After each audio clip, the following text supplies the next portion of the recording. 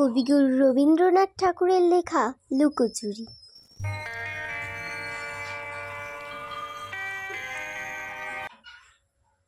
আমি যদি দুষ্টুমি করে চাপার গাছে চাপা হয়ে ফুটি, ভোরের বেলা মাগো ডালের পরে কচি পাতায় করি লুটোপুটি, তবে তুমি আমার কাছে হারো, তখন কি মা চিনতে আমায় পারো?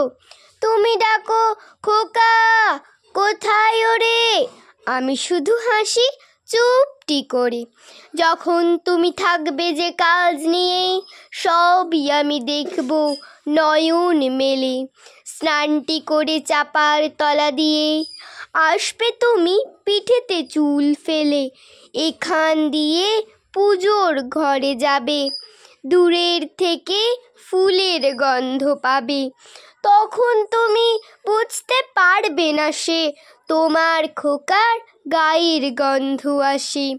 দুপুর বেলা মহাভারত হাতে বসবে তুমি সবার খাওয়া হলে, গাছের ছায়া ঘরের জানালাতে পড়বে এসে তোমার পিঠে কোলে।